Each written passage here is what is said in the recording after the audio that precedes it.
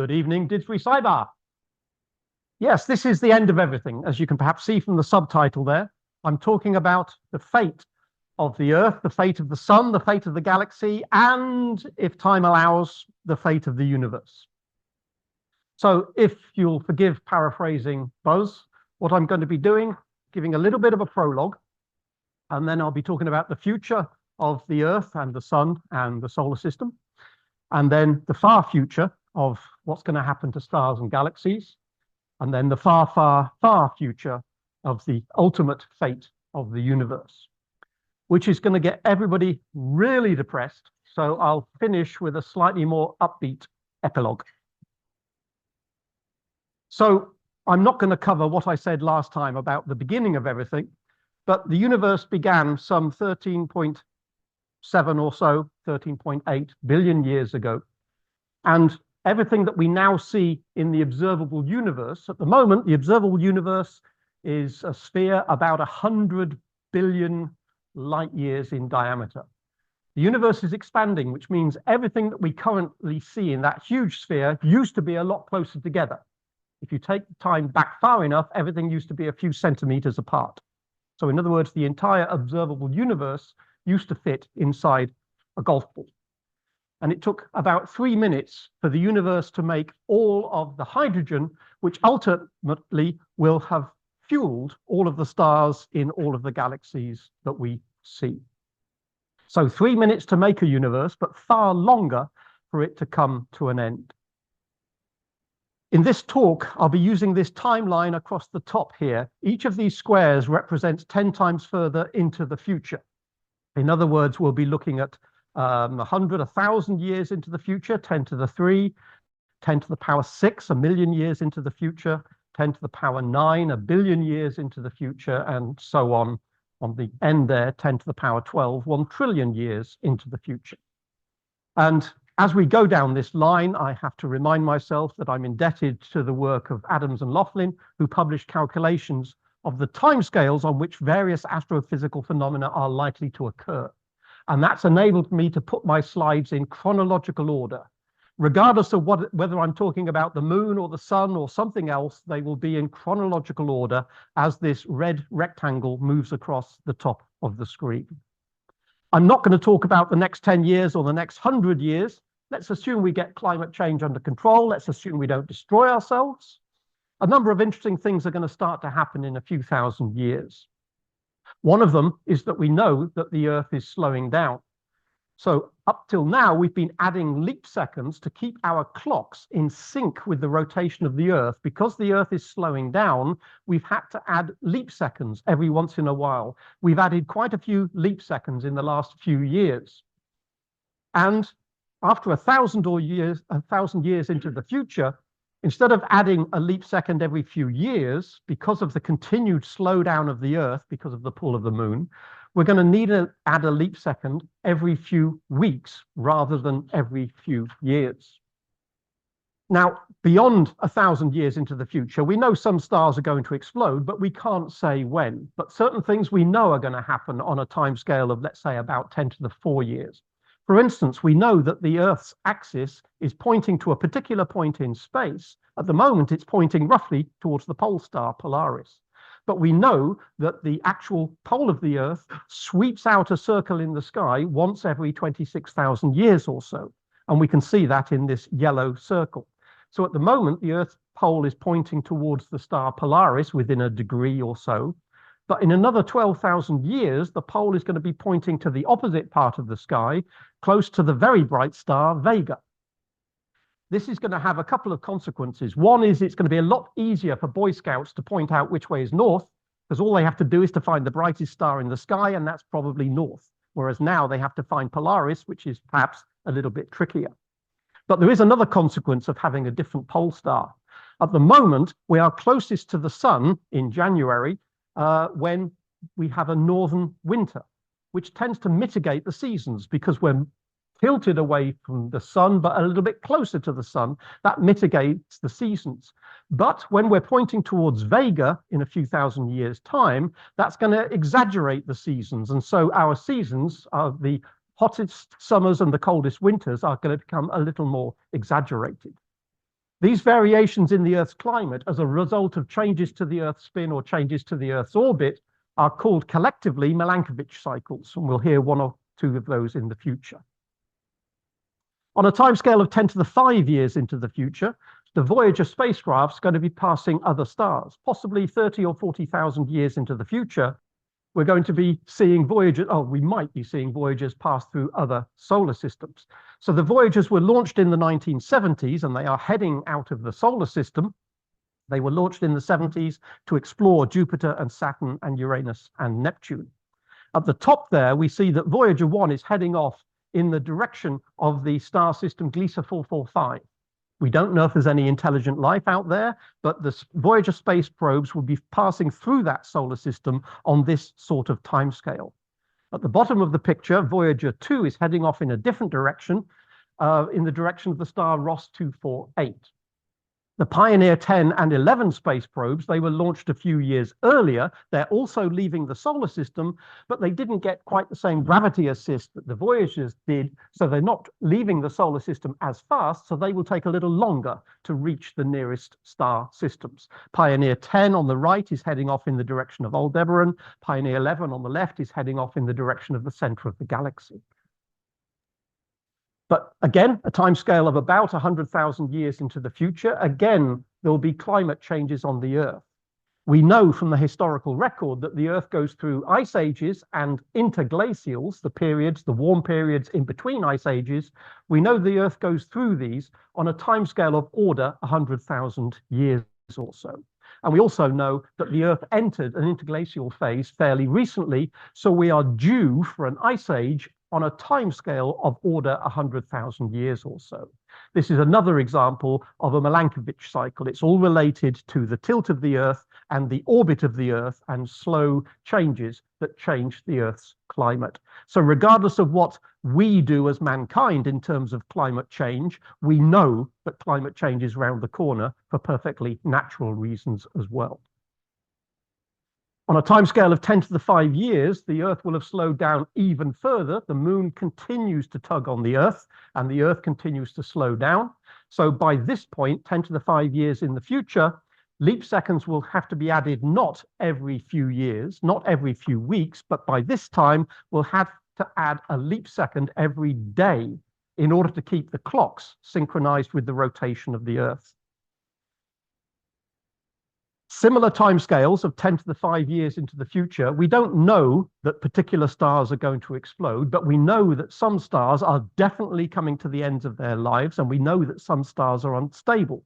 For instance, Eta Carinae is a star. It's in the southern hemisphere. We can't actually see it from the UK, but observations of this particular star system have shown that the outer layers of this star have been shrugged off. Possibly for thousands of years, this star has been losing the outer part of its atmosphere, and that's what's producing this nebula surrounding the star itself. This is a sure sign that it's getting old, and we think, based on our understanding of stellar evolution, that this is coming to the end of its life and running out of nuclear fuel. It's a very massive star, so when it does die, it will probably die as a supernova. So this is one of the prime candidates probably to go first. It might be beaten by Betelgeuse, which is another supergiant star. It's one more recognizable for us in the Northern Hemisphere because it's part of the constellation of Orion. This particular astrophotographer took a picture of the sky above Prague and then has digitally enhanced, shall we say, or fudged how bright Betelgeuse is expected to look when it goes supernova. It's going to completely destroy the constellation of Orion, but it's going to give us a very bright object in the sky, not just in the night sky. It'll probably be visible during the day for weeks, if not months, possibly even years. So we can't predict when stars are going to go supernova, but we can say the likelihood of them doing so. But supernova aren't the only problems that the Earth might encounter. Stars that are hundreds of light years away, if they supernova, well, they'll produce some radiation, but it won't necessarily be a threat to Earth. But there are some stars, when they die, that could indeed be a threat to Earth. Some stars called Wolf-Rayet stars, this one is an artist's impression of a particular Wolf-Rayet star 104. When it comes to the end of its life, it will produce a burst of gamma rays. Even at a distance of 7,000 light years, 10 times further away than Betelgeuse, even at that distance, the gamma rays that this star might produce could be a threat to Earth. It's a highly rapidly rotating system producing jets, and we are not quite sure if those jets are pointed in our direction or not. If the jet happens to be in our direction, when this star dies, there's going to be a huge burst of gamma rays, and that could, in principle, be a problem for Earth, even at this incredible distance. At the moment, we don't think the jet is pointing in our direction. It's off by at least a few degrees, which is enough for us to escape the worst of this particular stellar death. On a timescale of 1 million years into the future, we know various things are going to happen. There's a spacecraft up there at the moment called Gaia, which is mapping out where stars are and how they are moving, which allows us to work out how the star is going around the galaxy and what all of our neighbors are doing as well. We're all moving around the galaxy independently, but every once in a while, we just happen to get close to other stars. And it's been calculated that of all the stellar neighbors we have at the moment, in 1 million years or so, we're going to get particularly close to one stellar neighbor called Gliese 710. It's going to get close enough that it will actually enter the Oort cloud.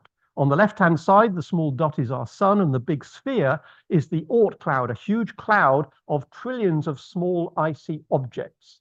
When an object like a neighboring star gets close enough, it'll disturb all of the orbits of objects in the Oort cloud, and it will result in some of those objects streaming into the inner solar system.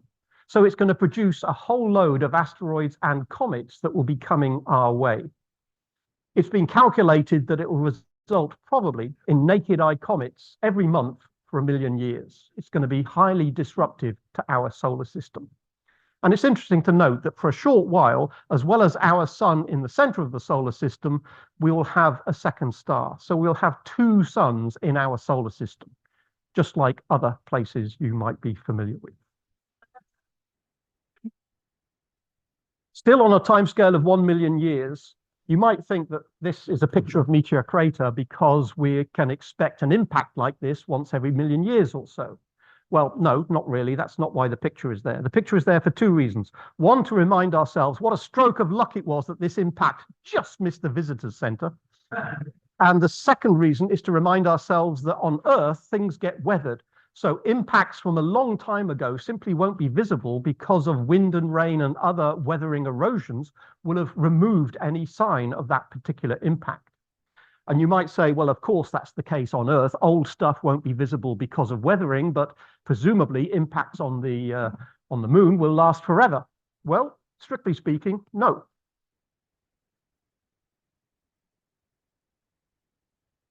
The moon is constantly bombarded with micrometeorites, so it doesn't get weathering in the same sense that the Earth does, but you will get erosion of any features on the moon. For instance, the footsteps on the moon there that will last for quite a long time will get eroded by the micrometeorite impacts that are continually pummeling the surface of the moon. Not only the footprints are going to disappear, eventually all the Apollo hardware, the lunar module that's still there, the rovers, all of the scientific equipment, because of the continuous rain of micrometeorites on the surface, they will all disappear given time. If we move forward to 10 to the 7 years into the future and think about the Pioneer space probe,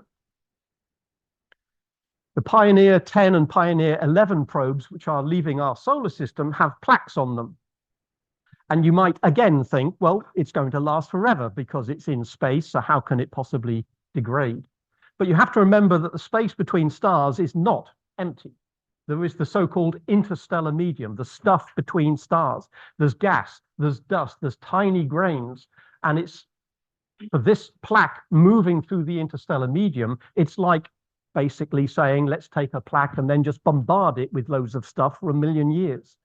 So this plaque moving through the interstellar medium, it's not a very dense gas, it's not a very dense collection of dust grains, but after 1 million years or so, in this case, let's say 10 million years, it's going to result in this particular plaque being very pitted and corroded. So on a timescale of 10 to the 7, it's possible that people will be able to read this plaque. Remember, it's going to go through a star system every 30,000 years or so. So it will have traveled through lots of solar systems by the time we get to this point at which the plaque is unreadable.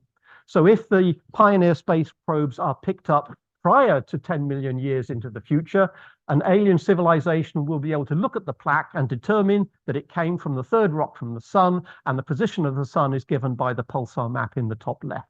And so people will be able to work out who sent this particular space probe. After 10 million years or so, the plaque is going to be so pitted and corroded, anybody picking up Pioneer 10 or 11 will not be able to actually see what that plaque is supposed to represent. So it'd be nice to think about it getting picked up within the first few hundred solar systems that it travels through. Otherwise, people will be none the wiser as to its origin. We can ask ourselves what's going to happen on a timescale of 100 million years. What are Saturn's rings going to look like, for instance? Well, that depends partly on how Saturn's rings came to form in the first place. So we can look at a moon of Saturn and say, well, one theory is, did a moon, such as the moon of Saturn called Mimas, did a rock that size disintegrate and actually form Saturn's rings in the first place? When you look at a moon like that, you might think to yourself, oops. That's no moon. It's a space station. Because that particular moon does indeed bear a certain resemblance to the Death Star. But actually, it's been calculated, if you take a moon like Mimas, if you completely pulverize it and then ask what happens next, you might assume that the pulverized moon, all of the debris, simply goes around Saturn much as the moon originally did. But perhaps it's a little surprising to realize that it doesn't actually take that long. If you pulverize a moon, it doesn't take long for the debris to spread itself out around the orbit. Look at the timescale in the bottom right. It only takes a matter of days or weeks before the debris of the moon ends up generating a ring system. That's because all of the tiny bits of debris are continually bouncing into each other. They're continually interacting with each other. So although they are in principle orbiting Saturn independently, because they're always bouncing into each other, they are slowly migrating inwards towards the surface of the planet. If you wait enough million years, you end up with the ring system that we know and love. But it is a dynamic system. It's not static. That's not its final configuration. All of the individual particles within Saturn's ring systems are still drifting in. And once they get to the inner edge of the ring system, they will rain down on the surface of the planet. So in other words, what's Saturn's rings going to look like in the future? Well, eventually, all of the ring system will end up raining onto the surface of Saturn, and there will be no ring system anymore. So for those of you who like to look at Saturn through a small telescope, get in now, because in a few million years, those rings will not be there anymore. One thing we have to bear in mind about the solar system is when we think about little clockwork orreries showing how the planets go around the sun, or a tellurian showing how the moon goes around the Earth and the Earth goes around the sun, these clockwork or motorized little models, it's tempting to sort of think of the solar system as being clockwork. If we know where Jupiter is now, I can use my app on my phone and work out where Jupiter is going to be next year, or I can dial the clock back and ask the question, where was Jupiter 2,000 years ago? Was it the Star of Bethlehem, for instance? We can do those calculations over thousands of years. We can calculate when eclipses are going to occur, thousands of years into the future, or dial the clock back to Egyptian times. But we can't do it forever. On a timescale of 10 to the 8 years into the future, the solar system is unpredictable. Not only can we not tell where Jupiter is going to be, or where Saturn is going to be, or where the Earth is going to be in its orbit 100 million years into the future, we can't even tell if they're going to be in the solar system. It could be that at some point in the future, Jupiter, being the most massive of planets, might decide to eject another planet from the solar system. We know there's been a lot of elbow jiggery-pokery in the past. We know that Jupiter and Saturn have moved in the solar system. We know some of the ice giants have changed their positions based on simulations of how we think the solar system has evolved. So we have to remind ourselves that just like we can predict the weather tomorrow, but we can't predict the weather next month, Same for the solar system. We can predict where things are going to be 1,000 years from now, but we can't predict where they're going to be many millions of years from now because the system is essentially a chaotic system. When it comes to how the sun moves around the Milky Way, we know roughly how long it takes the sun to do one rotation of the Milky Way. It's of order a few 100 million years or so. On a map of what the Milky Way looks like, that's where we are, the yellow dot, you are here. We are currently sitting in between two spiral arms of the Milky Way. The spiral arms are relatively high density regions, and in between the spiral arms, it's a relatively low density in terms of how many stars for a given volume. So at the moment, we don't have that many neighbors. In other words, there aren't that many stars within, say, 10 light years of us. But later, we are going to drift into one of those spiral arms. It's been calculated that on this timescale, we'll probably be in the middle of one of these spiral arms. We'll be in an area of the Milky Way, a volume of the Milky Way with a much higher stellar density. In other words, we're going to have a lot more neighbors. What's the consequence of the sun and the solar system having a lot more stellar neighbors? Well, remember, one of them, we know that when Gliese 710 comes close, it's going to disrupt the Oort cloud and it's going to send lots of asteroids and comets raining down into the inner solar system, and almost certainly the Earth will be impacted. When we have lots of stellar neighbors, that's going to be much more likely to happen. And we can see that in the historical record, because if we look at how many species have become extinct over the last 500 million years or so, we see spikes. This is showing us how many species are extinct as a function of time, with now on the right-hand side. And the left-hand side is about 500 million years or so. So we know there have been episodic times when lots of species suddenly got wiped off the face of the Earth. It's happened a few times every few 100 million years. The last one on the right-hand side, labeled KT, that's the boundary between the Cretaceous and the Tertiary era. That's the one that killed all the dinosaurs, less than 100 million years ago. So we know these things happen. We have historical records that species become extinct through extinction level events. They have happened in the past and they will happen in the future. And we are fairly sure that in 100 million years or so, we're going to pass into a spiral arm. We're going to have lots of neighbors and an extinction level event will come our way again. Yes? So a billion, 500 million years ago, how much faster was the Earth? What would they have been? Did you say 500 million, it would have been 18 hours rather than 24 hours. Sorry if you didn't catch that. The question was, how fast was the Earth rotating a billion years ago? And we know that the Earth had a rotation period of about 5 hours if you go back about 4 billion years, and it's been slowing down ever since. So it would have been faster than 24 hours, but not as short as 5 hours. So extinction level events are definitely coming our way. This, of course, is an artist's impression. Yes? Why, if we are between spiral arms in the Milky Way, why doesn't the inner arm move in? It's still in between. The spiral arms, the question was, why don't the spiral arms sort of wrap themselves up effectively? It's not like a Catherine wheel. The spiral arms are not solid objects which wrap themselves up. If they were, there's no way spiral arms would last this long. The fact that spiral arms exist tell us that they are not solid objects such that they wrap themselves up, because you would end up with a very tight spiral once the galaxy had done more than one turn. It's more like cars going down the motorway where the one car breaks and a whole load bunch up together. So it's more like a collection of high density than a collection of low density, etc. It's not a solid object. So we know extinction level events are coming our way. This particular artist's impression seems to show a very large rock heading towards what looks like Italy. So this is obviously bad news for Italy. But of course, if it's a large rock, it'll be bad news for the whole Earth, regardless of where you happen to be. Species will be exterminated. It is going to happen, and it'll be a lot more likely to happen on this time scale than it is likely to happen in the next few thousand years, for instance.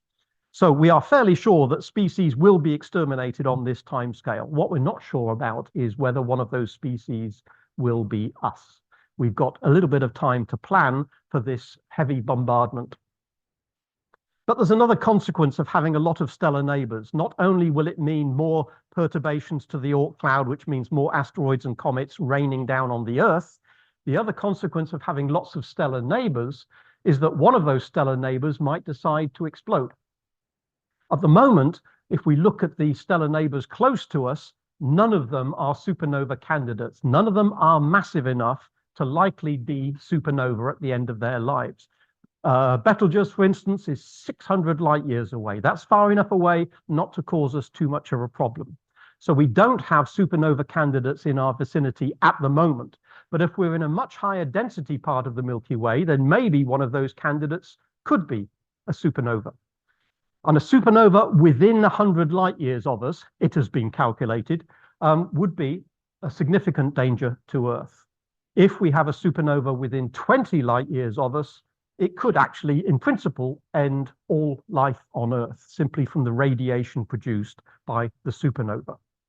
And if that sounds a bit alarmist, the bottom line is it has happened in the past.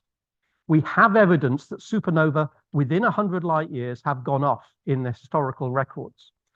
A supernova will generate lots of elements, including isotopes of elements that aren't naturally occurring on Earth. For instance, supernova will generate iron-60, and that iron-60 is expected to find its way into the Earth sediment if the supernova is close enough. And when we look in the Earth sediment, we do indeed find iron-60. It is not natural, and we know that iron-60 will decay. It's radioactive, and it will change from iron into cobalt and then into nickel. So the bottom line is, if we see any iron-60 in the Earth sediments, it can't have been there for billions of years, because when it's generated, it decays into something else. So if we see it in the sediments of Earth, it must have arrived relatively recently. So we can't pin the date down precisely, but it means that supernova within of order 100 light years have gone off in the past in order to generate that particular isotope that we see in the Earth's crust. It cannot have been primordial. It cannot have been lying around since the Earth was made. Still on a timescale of 10 to the 8, of order 100 million years into the future, the tug between the Moon and the Earth continues through tidal friction, because the Moon generates tides on the Earth and effectively puts the brakes on the Earth and slows the Earth down. The Moon has continued to rob some of the angular momentum from the Earth and steal that angular momentum and increase the size of the Moon's orbit. The length of a day is now about 25 hours. There's no point in thinking about adding leap seconds to keep your clock synchronized with the Earth. You have to throw away the idea of leap seconds. You have to throw away the ideas of 24 hours. Maybe at this point you decide to decimalize the clocks and say there's 100 hours in the day or something like that. The distance from the Earth to the Moon will increase such that by this particular point in time, the Moon will be so far away, it'll be impossible to see a total eclipse of the sun. At the moment, we're privileged to be able to see that if you're standing in the right place, because the disk of the Moon is just large enough to cover the disk of the sun. And so it's possible to get a total eclipse where we can see the beautiful solar corona. In the future, the Moon will be too far away. It won't be able to cover the disk of the sun, and therefore all we'll ever be able to see from this point onwards are partial eclipses or an annular eclipse where there's still a ring of fire visible around the outer edge of the Moon, because the Moon's disk is simply not large enough. But having the Moon further away from the Earth not only means we don't get the spectacle of an eclipse, there's actually a rather important consequence of the Moon being a long way away from the Earth. The Moon has a very nice stabilizing effect on the Earth's axis. That means it's kept the seasons relatively well behaved quite a long time. The Earth's tilt of 23.5 degrees, according to the historical records, it looks like it's been that way for a long, long time. I'm not sure exactly how long, but the Earth's tilt has been 23.5 degrees, give or take a degree, for a long time. The cartoon on the left shows the amount of variation there has been over millions of years. You see it's quite small, 22.5 to 24.5 sort of degrees. That means the seasons have always been roughly the same for a long, long, long time. That makes it easier for life to take hold if the seasons don't continuously change.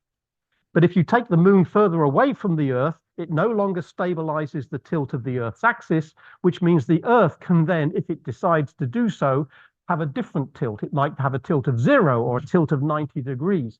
In other words, the weather could be extremely erratic.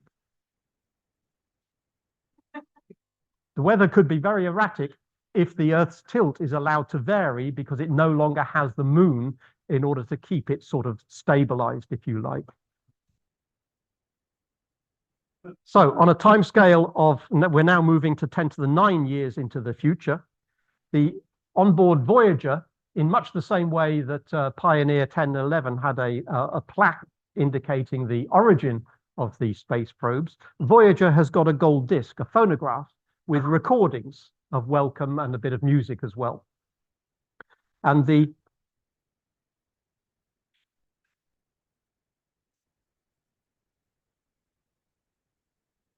not going to do that all night. Give it that up, it'll play the Beatles. Mm.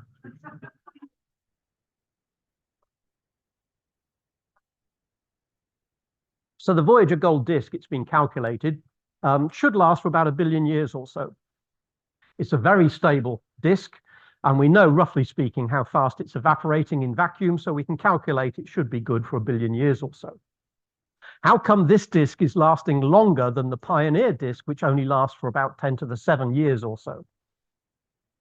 Well, this is expected to last longer for the very good reason that the phonograph, the gold disc itself, is actually behind a protective cover. And that protective cover is going to take the full force of hitting the interstellar medium. So that is going to become pitted and corroded, but at least it will protect the gold disc itself.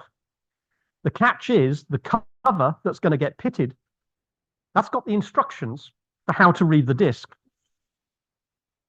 Now, again, we're talking about 1 billion years into the future. By this point, Voyager will have passed through thousands of different solar systems. If one of those solar systems has intelligent life and they pick this up, maybe even if they can't read the cover, and they could still figure out how to read the disk, just because they are hopefully intelligent species who could figure out, well, this disk seems to have a groove in it and it seems to be a wiggly groove. Let's see what information is contained within this record. So hopefully, even after 1 billion years, it'll be possible to interpret the welcome from Earth that's on the Voyager gold discs.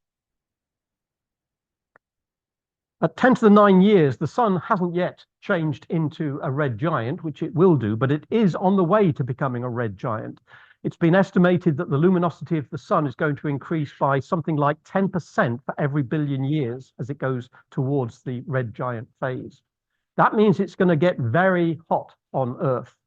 It's been calculated that at this point in time, we can expect the surface temperature of the Earth to go through a runaway greenhouse effect and end up at something like 80 Celsius.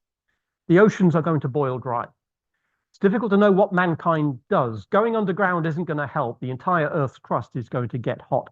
So at this point, we might decide, let's just leave the Earth until things cool down a bit. That might be a sensible thing to do. So we know the sun is going to expand. It's been calculated that a star with the mass of the sun, we've seen plenty of these out there in the cosmos, a star with the mass of our sun is expected to inflate as a red giant until it's got a diameter similar to the diameter of the Earth's orbit. So you could say, well, if the surface of the sun is going to get that close to the Earth, that's going to be the end of the Earth. Maybe it will actually engulf the Earth. Some people think, yes, it will, but some people say, no, not necessarily. It is possible that the Earth might survive even beyond the sun expanding into a red giant. And one of the reasons for that is that as the sun expands into a red giant, there will be a huge stellar wind. There'll be a huge amount of material leaving the surface of the sun as it moves towards being a red giant. And if the sun loses mass, that means all of the planets in the solar system feel smaller gravitational tugs towards the center, which means all the orbits are going to get slightly larger. So the cartoon on the left shows what might happen. The sun is going to grow and it is going to get larger and larger But as it grows, the Earth is actually going to get further away from the sun. So yes, the sun will eventually engulf the orbit of the Earth, but the Earth isn't there anymore, it is calculated. So yes, the original Earth orbit is smaller than the size of the sun, but by the time it gets there, the Earth will be somewhere else, perhaps as far out as the orbit of where Mars is now. So it might well be that the Earth escapes being engulfed by the sun when the sun becomes a red giant. Once the sun has become a red giant, it's going to slough off its outer layers, and what's left, the core of the sun, is going to be labeled a white dwarf. A white dwarf is just what we call a star that's sloughed off its outer layers after it's become a red giant, and the core that's left is called a white dwarf. It's probably going to be made mostly of carbon. We're not too sure. It could be carbon under very high pressure. So maybe it's going to be a little diamond. I say little, it's going to be a huge diamond, but we are not too sure about that. But one thing we can calculate is that after the Earth, if it survives the sun going through a red giant phase, it's got a second problem to contend with. The Earth is going to lose its magnetic field. The magnetic field of the Earth comes from a rotating molten core, and it's molten, nothing to do with the heat from the sun. The Earth's molten core is molten because of the heat generated by the decay of radioactive material, radioactive isotopes. So eventually, those radioactive isotopes won't be generating enough heat to keep the core molten. The core will solidify. When we don't have a molten core, once we don't have a dynamo, we don't have a magnetic field. So on this sort of time scale, the Earth is going to lose its magnetic field, and that means it's going to lose its protection against radiation from the cosmos. Cosmic rays could end up stripping the atmosphere of the Earth if it hadn't already been stripped by the sun. It's hypothesized that this is actually perhaps what happened to Mars. Mars is a smaller planet. Its core would have solidified earlier than the Earth's. So maybe a few billion years ago, the core of Mars solidified, which means Mars lost its magnetic field, which means Mars lost its atmosphere. So Earth has this in store. It will lose its magnetic field once the radioactive decay effectively doesn't keep it molten, and it will be a problem in terms of exposure to radiation. Bad things come in threes. The Earth might survive the sun going through a red giant phase. The Earth might survive the radiation resulting from the loss of a magnetic field. But hot on the trail of those two, the Andromeda galaxy is going to come crashing into the Milky Way on a similar sort of timescale. On a scale of 10 to the 10, the Andromeda galaxy, we can see it coming. We can measure its speed. We know it's on its way. In a few billion years, the Andromeda galaxy is going to crash into our galaxy. Not quite as cataclysmic as it sounds, in the sense that no two stars are likely to hit each other, but they're likely to pass each other, and all of the gas and all of the dust is going to get riled up. So on its way in, the Andromeda galaxy is going to be an absolutely spectacular sight as it grows and grows and grows in our skies. Any of you who like astrophotography, this is going to be a fantastic opportunity. You're not going to need a telephoto lens anymore. A wide-angle lens is what you're going to need when it gets that close. And the two galaxies are going to pass through each other, and there is going to be an absolute riot of new star formation, because the gas of one galaxy is going to be interacting with the gas of the other. And generally speaking, that triggers new star formation. So galaxies colliding is not cataclysmic. Quite often it is the signature of new birth. Everything okay? Yeah. No, okay. Not quite. Thing exit. Quick that. Third one down.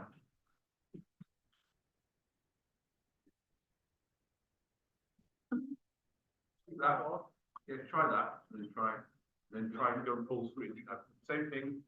Click the thing. A few options to the right. Down a bit. Still click. Still click. Yeah. 5.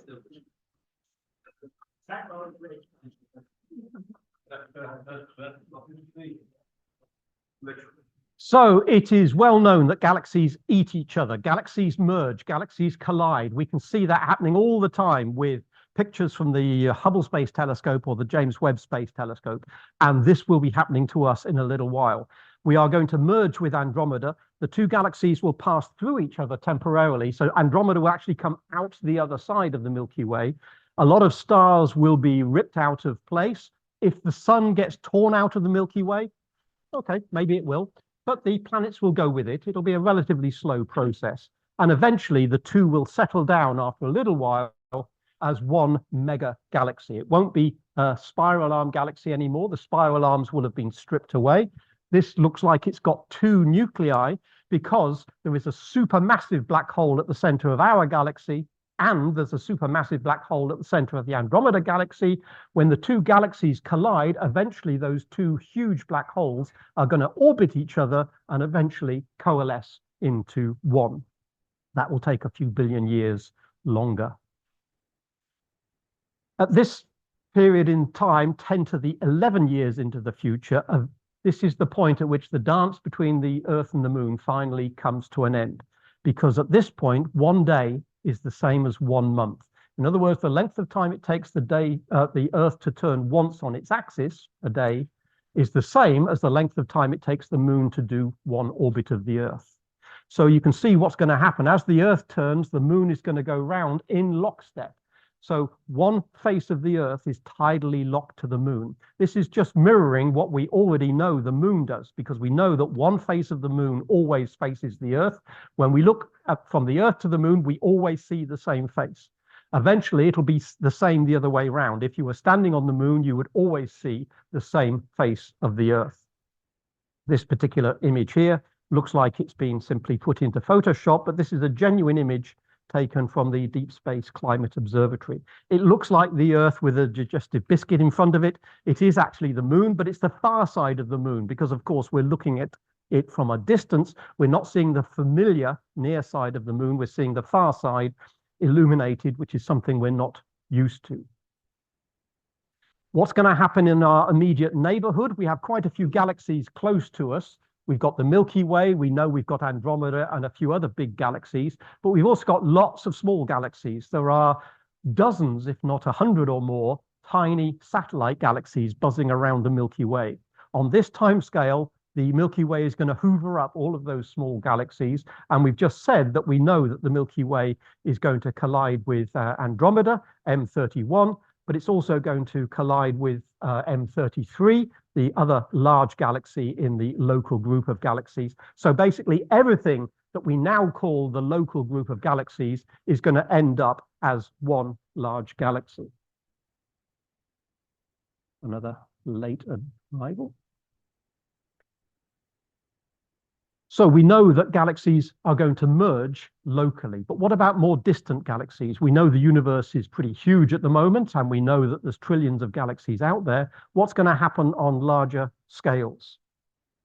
Well, even though some of these galaxies that we can see today are very remote, we can still see them, even if the expansion of the universe is taking these galaxies away from us at a speed basically greater than the speed of light. During lockdown, I set myself the challenge of trying to image one of these very distant galaxies, even without using a telescope. I had my camera set up outside my front door, and I imaged a galaxy that's receding from us at twice the speed of light. Hubble, of course, sees huge numbers of galaxies at very remote distances, but you don't actually need the Hubble Space Telescope to see a galaxy on the other side of the observable universe. It's amazing how good normal camera technology is for capturing these things. So we know that even very remote objects receding from us quite quickly can be imaged. And we know that with, for instance, the Hubble Deep Field, if we look at a patch of sky and expose for long enough, we see thousands of galaxies, telling us that there are trillions of galaxies out there. But the universe is continuing to expand. And on this timescale of 10 to the 12, there will come a time when the galaxies are simply too far away to be seen. And the Hubble Space Telescope, if pointed at the same patch of sky, would show this. It would show two stars, which are part of our own galaxy, and nothing else. And it's sobering to realize that if a civilization comes into being 10 to the 12 years into the future, if they build themselves something like a Hubble Space Telescope, if they build themselves the best telescope ever made and ask themselves what is out there in the universe, they will look and they will see nothing other than what is in their own galaxy, because all of these other galaxies will be taken away from them because of the expansion of the universe. So in that sense, we live in a privileged time where we are able to see all of these distant galaxies. I said that the universe began 13.8 billion years ago, and it took about 3 minutes to make all of the hydrogen in the universe. But it doesn't last forever. After a few trillion years, the hydrogen is running out. The stars have been taking the hydrogen and using it to make helium and carbon and nitrogen and oxygen and calcium and phosphorus and all of the heavy elements that we're used to. But it implies that there will be no new star formation once all the hydrogen is gone.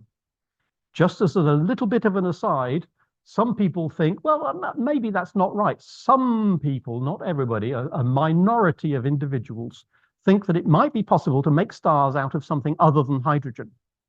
In other words, is it possible to make stars out of heavier elements? Some scientists say no, but some say, well, what if you could? Is it possible to actually start making stars out of heavier elements? And the theory implies that you can actually make an object in which there are thermonuclear reactions going on at the core, but the surface has a very low temperature. A red giant, for instance, has a surface temperature of about 3000 Kelvin. Maybe it's possible to make a star with a surface temperature 10 times less. Not a few thousand Kelvin, but a few hundred Kelvin. Is it actually possible to make a star with a surface temperature as low as, for instance, 0 Celsius? Is it possible to build a star with thermonuclear reactions in the core, but ice in the atmosphere? Frozen stars. And when I say frozen stars, I don't mean the Disney version of frozen stars. That's not what I'm talking about. If that's the picture in your head, then let it go, because what I'm talking about here, thank you, what I'm talking about here is thermonuclear reactions and still surface temperatures that are low enough for ice to form. So that's a little bit of an aside. Most people think that can't happen. Some people think it might. But before we go any further, we have to ask ourselves, what is the universe as a whole doing? We have to think about how the universe is expanding. So if we think about a vertical axis here indicating the size of the universe and the horizontal axis indicating time, that's where we are at the moment, that's now, and the size of the universe is just 1 in whatever units you want to take. In other words, just pick 2 very distant galaxies, you call that 1 unit of distance, and we're looking at the size simply before and after now to see how the universe expands. Notice the way the universe is expanding as a function of time. We've got 4 different colored lines there because the universe behaves differently depending on how much stuff there is in the universe. So if we want to know what the universe is doing, we have to basically observe it and see how much stuff there is out there. For instance, if we look backwards in time, we notice that the universe began at different times depending on which colored line we are currently sitting on. It's been said that if there's a lot of stuff out there, if there's a lot of matter out there, we don't have to worry about what these units refer to, but if the mass is very large, if there's a lot of mass out there, then what we can expect to happen is the universe will expand. It is expanding now, but what will happen in the future is the expansion will slow because there's so much matter out there, gravity will eventually grab a hold of it and stop the expansion, and then it will start to contract. And this line, the orange line, will come back to the axis. So having had a Big Bang origin, we're going to end up with a big crunch, a so-called closed universe. What happens next? Well, maybe it's another Big Bang and there's a whole set of cycles. That was thought a possibility a little while ago, but when we look out into the universe, we don't think there's enough stuff to do that. We don't think there's enough matter out there to account for the orange line. Not so long ago, we thought we were on the green line. But it turns out the latest observations implies that the universe in which we live is the one that corresponds to the red line. We look at how much matter is out there, taking into account this weird stuff, which we call dark matter. It looks like we are on the red line. So the expansion will continue apparently forever. Not only that, but notice the rate of expansion is actually going up and up. The green line, things seem to be slowing down, but it looks like we're on the red line. The universe is expanding and accelerating the expansion for reasons we do not understand. But as far as we can tell, it looks like the universe will go on expanding forever, as will my talk if I continue for a little while. So in order that this finishes before midnight, I'm going to change that scale on the top there. Instead of going up by a factor of 10 each time, I'm going to go up by a factor of 1,000,000 each time. So the numbers are going up now by 6 in each box. So we're going up to 10 to the power 30. I don't know what that is. Let's call it a zillion or a gazillion. I don't know. I don't know what the names are. It doesn't really matter. Where did we leave the universe? Well, before we took this little detour into how is the universe expanding, it looks like it's expanding forever. We said, well, the universe is running out of hydrogen. It took 3 minutes to make it all, but after a few trillion years, it seems to be running out. And if it's running out, what are the consequences? Because stars might live, our star lives for 10 billion years or so. Some stars might live for many trillions of years, but they don't live forever. So what does that mean?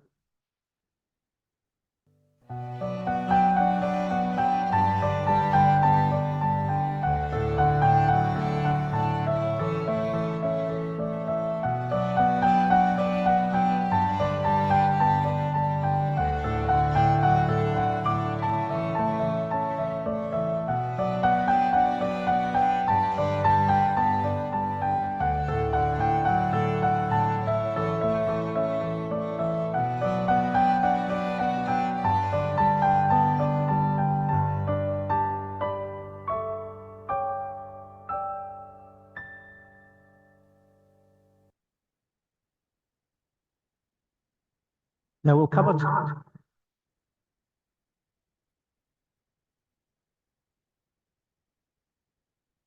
There will come a time when there are no more stars shining.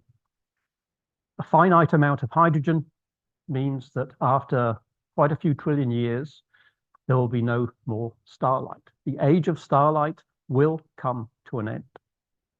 There will still be dead stars floating around. We will still have zombies orbiting the centers of galaxies. We will have white dwarfs, neutron stars, black holes. White dwarfs, remember I said that our sun will become a white dwarf once it's lost its outer atmosphere. It will start off as hot, so it will be glowing white, but there's no nuclear reactions at the core to keep it warm. So it will basically just cool off. So yes, it starts white, but it won't be long before it's simply a black dwarf because it will have cooled off. Some stars will be ejected from the galaxy and some stars will be eaten by the black hole at the center. We think what happens in a galaxy is that matter, including stars, gets funneled along magnetic field lines. These are the magnetic field lines of a galaxy that have been mapped out by a telescope called SOFIA, the Stratospheric Observatory for Infrared Astronomy. It's a big infrared telescope in the back end of a 747. Recently been decommissioned, so watch out on eBay if you want to get yourself a cheap 747. But this particular telescope has mapped out these magnetic field lines, and they seem to be funneling material into a supermassive black hole at the center of the galaxy. Maybe that's what happens in all galaxies. Maybe that's what's going to happen ultimately to the Milky Way as well. What we're not too sure about is what's going to happen to all the atoms. We know that atoms are made of positively charged nuclei made up of protons and neutrons, and a whole load of negatively charged electrons buzzing around them. But we're not too sure what happens to protons. It might be that protons decay if you wait long enough, certainly not on timescales less than this. So we've got at least 10 to the 35, maybe 10 to the 36 years before we have to worry about this. But it might be that protons decay, in which case every atom in the universe is going to fall to pieces. That doesn't matter so much because there aren't actually many atoms left. Remember, we've got lots of neutron stars. They're just neutrons. They're not atoms. We've got lots of black holes. Who knows what's going on inside black holes, but they're probably not atoms. So it's actually only white dwarfs that contain atoms. Even if the protons don't decay, it won't be long before those white dwarfs disappear. Those white dwarfs, which are now black dwarfs because they've cooled off, they will evaporate. That's an effect I'm not going to discuss in detail, but they will eventually evaporate such that there are no atoms left in the universe, regardless of what happens to protons as such.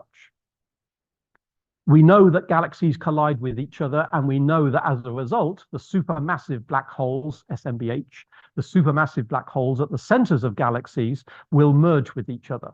And so it's likely that supermassive black holes will simply get larger and larger and larger as more and more galaxies merge with each other. The supermassive black hole at the center of our own galaxy is millions of solar masses, but there's no reason why they don't grow to billions, if not trillions of solar masses given enough time. And notice where the red rectangle is. We're talking ridiculous lengths of time into the future. The galaxies that are speeding away so far from the certain line, how can they come together? The same reason that Andromeda is crashing into us. Gravity. Yes. Yes, it'll only be the local ones that are gravitationally bound to each other that will merge. Yes, yes. Yeah, so that's only about Some clusters contain thousands of galaxies, and if the thousands of galaxies all have supermassive black holes that are 1 billion solar masses, then if they all merge together, you end up with 1 trillion solar masses. Yeah, so there's only the local clusters with those galaxies. It could be a supercluster as well. A supercluster is gravitationally bound as well. Yes. Yes. Yeah. Yeah. So black holes do not last forever. They do eventually evaporate, providing that you wait for a long enough time. So why do black holes evaporate? Well, there's a principle in quantum mechanics that say you can borrow something from nothing. Maybe that's how the universe came to be in the first place. That was the start of the beginning of everything. You can borrow something from nothing and use that borrowed energy to make some particles and antiparticles. As far as we know, that happens all the time. You can basically borrow energy, you have a little flash, you generate particles and antiparticles, they annihilate, and you pay the energy back again. So this trade-off between energy and matter can happen backwards and forwards and backwards and forwards. You can borrow from nothing, make some stuff, pay back the loan. The question that Hawking asked himself is, what happens if that phenomena occurs just outside the event horizon of a black hole? So if you imagine that is the event horizon of a black hole, what if you borrow energy from nothing, make some stuff, and one of the particles you make falls into the black hole, but the other one doesn't? Now they can't annihilate any more. And it looks like something has come out of the black hole. It hasn't. It's come out of something that happened just outside the event horizon. But it's as if stuff is being emitted from the black hole itself, a net flux of particles, which has now become known as Hawking radiation. Still a hypothesis, but most scientists seem to agree that it must happen according to the laws of quantum mechanics. We haven't yet seen black holes evaporate, so we don't know, but this looks entirely plausible. And it means that large black holes evaporate very slowly, and according to Hawking, small black holes evaporate very quickly. So that means that as you watch, if you could watch a black hole evaporate, it would be very low radiation levels to start with until the black hole shrank and got smaller and smaller and smaller, and the radiation levels would go up and up and up before it suddenly disappeared in a flash of radiation. Even the big black holes, even the supermassive, even the largest of the supermassive black holes will evaporate eventually, providing you're prepared to wait long enough. But it will take trillions of times longer than it would for instance, a black hole mass the size of our sun, for instance. So have we come to the end of time? Well, we seem to have come to the end of this particular time bar here. But you could argue that the end is somewhere around 10 to the power 100. 10 to the power 100 is a Google. Not that Google, that's a different Google. That's Google that's misspelt because somebody didn't realize that Google is spelt with an O, not with an E. So 10 to the power 100 is a Google. And it's been calculated that after 1 Google years, the last black hole, no matter how big it was, the last black hole will have evaporated. That means there's no matter left in the universe at all. There is just some radiation floating around, some radio waves floating around. As the universe continues to expand, these radio waves will continue to get stretched and stretched and stretched.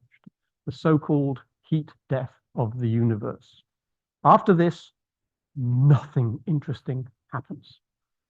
The universe will just continue to expand. The radio waves will get stretched and stretched and stretched, but there are no atoms, there are no particles, there is no matter anywhere left in the universe. So the concept of the passage of time becomes essentially meaningless. And I don't usually write out numbers in full, but 10 to the power 100, I think, deserves to be written out completely, just so you can see what a stupid number it is. 10,000 million, million, million, million, million. You can do it yourself. Yep. It's an awful lot of zeros, and hence it's a ridiculously long length of time. There is no way we can comprehend how long this is. Doesn't stop you doing the maths and doing the calculations and saying that's how long it takes for a black hole to disappear. The maths you can do, even if you can't comprehend the size of the number. So are we actually talking about the end of time? Is this eternity? Well, according to Woody Allen, eternity is a very long time, especially towards the end. Another way of thinking of it is to try and put humans in context, which the cartoon XKCD did very nicely a little while ago. They talked about a human being a system for converting dust billions of years ago into dust billions of years from now via a roundabout process, which involves checking email a lot. That's one way of trying to put it in perspective. So we've come to the end of the universe. Let's have a little epilogue so you're not too depressed. I think we live in a golden age. The sun is middle-aged and well-behaved. The moon is at just the right distance to stabilize the Earth's axis and to stabilize the seasons. And it also, as a little bonus, gives us the spectacle of a total eclipse of the sun, if you're ever lucky enough to be able to see one during your lifetime. Thanks to evolution, we are able to explore and discover and ultimately understand the universe by visiting our closest neighbors and by building telescopes that we can point at the universe to see that it's full of trillions of galaxies at distances of billions of light years. We could not have done this a while ago. We couldn't have done this in the early universe because we needed generation after generation after generation of stars to turn hydrogen into helium, helium into carbon, nitrogen, oxygen, calcium, phosphorus, iron, everything that makes life the way we understand life. That could not have happened in the very early universe. We needed all of those stellar fusion engines generating all the elements in the periodic table. And we've just seen that the future, trillions of years from now, is very dark and very boring. So you could say the best time to exist, of course. Thank you all very much.